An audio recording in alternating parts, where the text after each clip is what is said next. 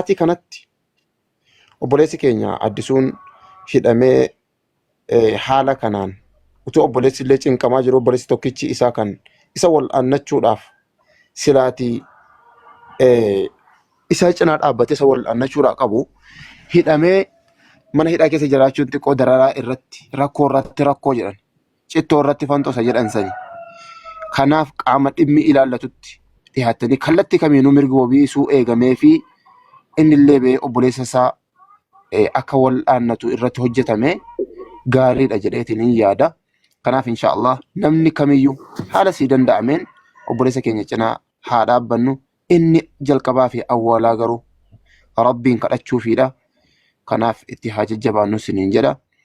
Inshaallah kanarra sinirratti hin dheeradhu malee wal komachuu fi wal himachuu dogoggorameera. Namni sulumaa hin dogoggora. Ammoo abalu dogoggore jechuudhaan yookaan ajandaa biraa ka'uumnu taane dhiibbaa rakkoo jiru santu babal'ata malee bu'aan bu'u hin jiru waan ta'eef kan asumatti addisuun dogoggoree maal jedhu kana inshaallah asumatti yoo dhaabne gaarii ta'a jennee yaadna. إن شاء الله كان مسنين جرى والسلام عليكم ورحمة الله وبركاته وغير سلامتين سلامات ده.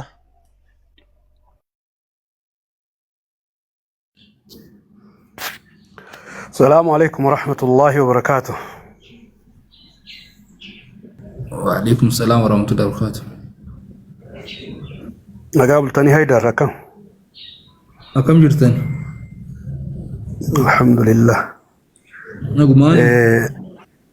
nagaa alhamdulillah duraan dursee wanni ta'e waan suukanneessaadha laakiin akka muslima tokkootti badaratti amanuun dirqama namni fida inni itti aanu inshaallah waan rabbiin sin gargaar sin laafisen akkaawuntiin Haydar bira sin jira yoo barbaada yoo keessan dubbistan birallee hin jira akkaawuntii viidiyoo kaleessa Haydar Abdii maxxansiisan irraa yoo seentanii ni argattani. Kanaaf kallattii sanaan akka obboleessi keenya wal'aanamee sababa maallaqaaf jecha wal'aansi isaa kun booda harkifanne akka rakkoon biraa irra hin geenye inshaallah waan rabbiin sinitti beekuun waan rabbiin siniif laaffiseen cinaa dhaabbachuudha. Inni itti aanu obboleeyyan keenya warra itti dhiheenyaan bira jiran akka Haydarfaa kanaaf wantanii dabarsuu barbaadu viidiyoo scroll go. So obboleessi waan tokko dogongoruun waan yaani ma'azuura gartee uzriin kennamuufii qaba. Dogongoree waan san raawwachuu hin danda'a miira keessa galuu hin danda'a. Dogongora normaalii dhalle yoo rifatee naa birmadhaa qaama hin beekamneen jechuun waanuma sirrii jedhee fudhadhaanii tokko sanii kalammataa qaamni seeraa ka warri seeratti dhiyeesse illee sirriidha. To'annaa jala ooluun haga wanni waan lubbuuti. Haga adda bahu gartee haga qulqullaa'u wanni tokko waan ta'u inni hidhame jechuun waan biraa ta'e jechuu miti.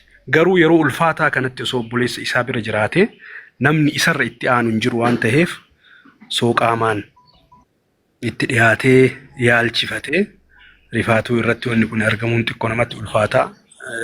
Ariitii danda'ameen haga danda'ameen qaama dhimmi ilaalu wajjin osoo wanni kun itti deemamee inni gara isa gabbaasuutti tokko sanii lamman ka jalqabaa waa'ee yaala isaati. Amma dhugaa dubbachuuf yoo duraa burjaajuuf leeyyu amma haga isin dhiheenyaan warri waan kan hordofaa jirtan as baatanii waa dubbattan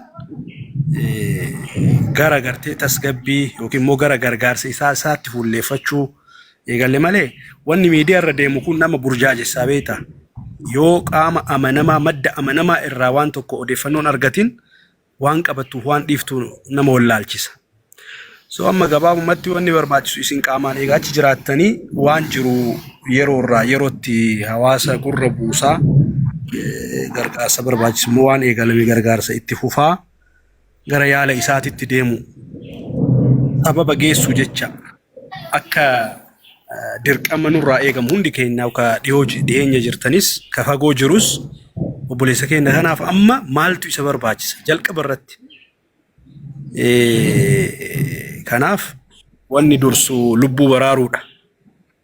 Wanni sun immoo maallaqatti haajama haga dandeenye hundi kennaa bira haa dhaabannu.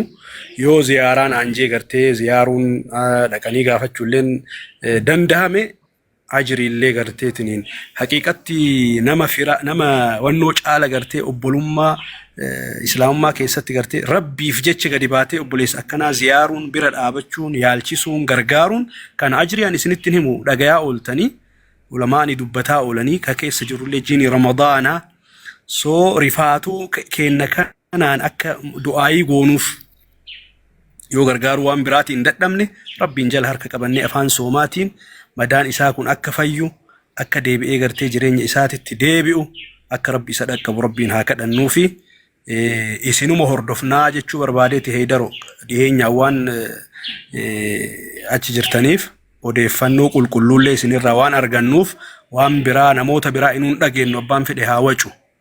Abdiin du'e abdiin akkas ta'e maarree yoo du'e namni yoo haqarratti du'e rakkoo qaba rakkoon qabu bar alhamdulillah rabbiin qajeelluma sii kennee karaa haqaa irratti qaama atin beeyneen waan atin eeyneen bakka raftutti wanni adda addaa sirri shahiidaa iyyuu kun shahiidaa bar namni gartee ibiddaan ka gubatee du'e ka bishaanitti garteetti wannoo ta'ee du'e balaa akkana balaa tasaa akkanaatiin du'e namni yoo du'e illee duuti karaa kenna nama wal burjaajessuun hin barbaachisu. Amma koomantii irratti waan baay'eetu deema. Kana irraa of qusachuu nu barbaachisa jechuu barbaadeeti. Odeeffannoo amanamaa gara keessanii isin hordofnaa keessaalleen wal quba qabaannaa yoo wanni isin wajjin dhaabannu jiraate qopheedha jechuu barbaada. Du'aa inni irraanfatinaa ka dhiiraa ka shamaraa warri fagoo jirtanillee haganuma jedhaa jazaakumullahu khair. Assalamu alaikum warahmatullahi wabarakatuh. Waalaikum salam warahmatullahi wabarakatuh. Galatoma ulfaadho Haydar yaada takka xiqqoo qaba. Inshallah rabbi nu haa fayyisu obboleessa.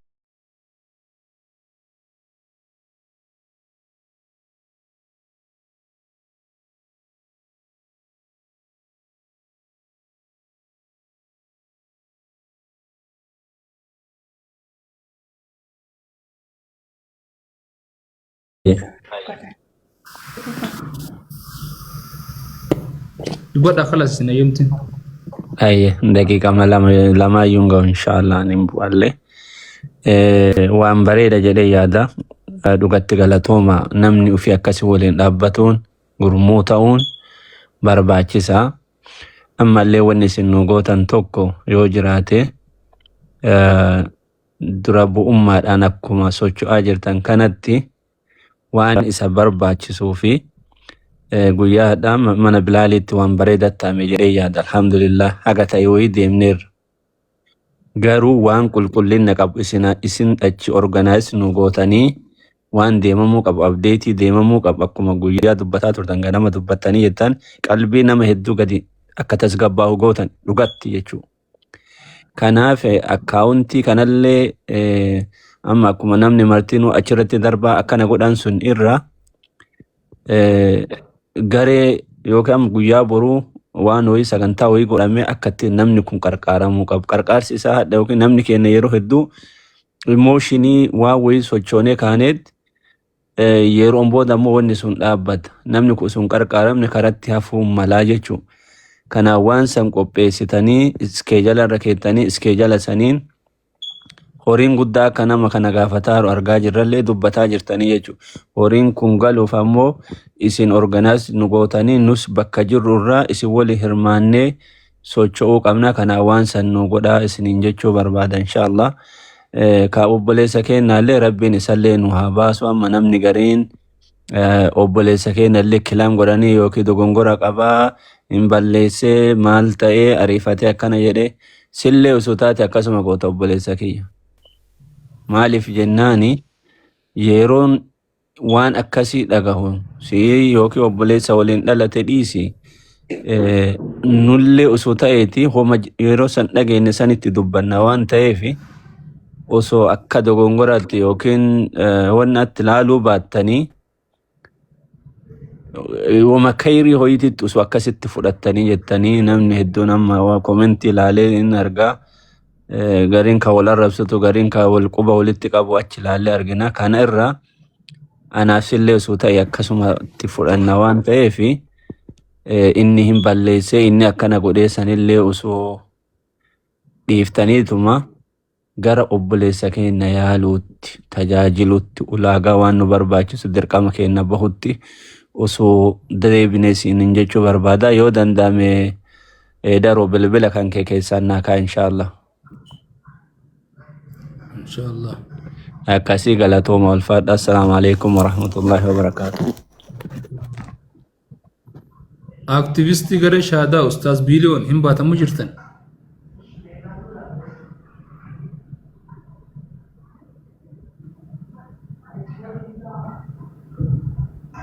Hin baani Ustaaz Biliyoon.